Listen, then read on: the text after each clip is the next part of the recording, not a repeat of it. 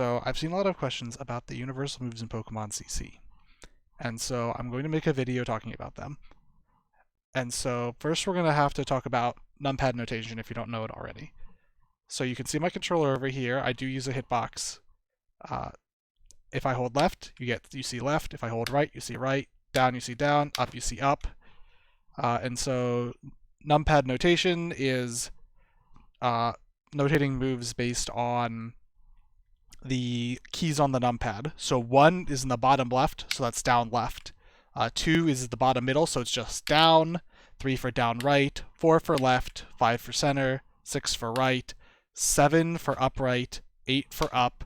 And 9 for upright. You'll also need to know about the ABC notation. So A is for normals. B is for specials. C is for guard. The universal grounded normals that each character has are 5A, 4A, 6A, 2A, and 3A. Most characters, 3A is their sweep, but for Beware, it's 2A. There are also standard jumping normals that every character has. A J5A, so just jumping and not holding any directions when you attack. And then each character has either a jumping attack that involves holding up or holding down. For Beware, it's up. You can also use the A button for throws. Fair warning, if you're watching this later down the line, there's been a lot of discussion to changing the binding of where throws are, so it might not be on A anymore, but otherwise this still applies. For example, you can use 6A and throw forward. You could also use 4A and throw backward. Characters generally have 4 main special moves: a 5V, a 2B, a 6B, and a JB. Beyond that, they also have moves that use meter that vary from character to character. Beware has 2. One that requires a half circle back input, and one that's a double quarter circle forward.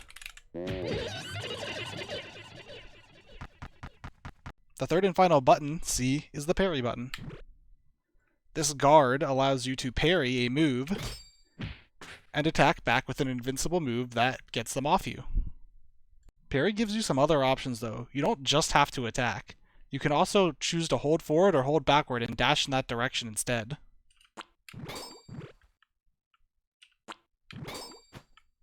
You can also use the C button to burst while blocking. This does cost a meter, and it gives your opponent a meter, so use this sparingly. This is where things get a little bit funky. This is technically a universal option, but where it is varies from character to character. You can use the C button to cancel moves into a forward or back dash, depending on which direction you're holding. This costs 2 meter. Except as you can see, it only costs 1. While it does cost 2, you get 1 refunded back if you choose to forward dash. But if I backdash, on the other hand, I lose both meters. I've been mentioning meter a few times, but if you're new to this game, it might not be entirely clear how to build meter. You don't seem to build it based on normal hits, and that's because you don't. You build meter in one of 3 ways. By getting knockdowns with sweeps, with throws, or by landing a parry counterattack. This should just about cover the basics. I hope this was helpful to any new players that are just starting out. Pokemon CC is a pretty fun game so far, and I hope more people try it out. I'll put a link to the Discord in the video description, so if you just randomly stumbled upon this video, you can enjoy and try out the game. Goodbye.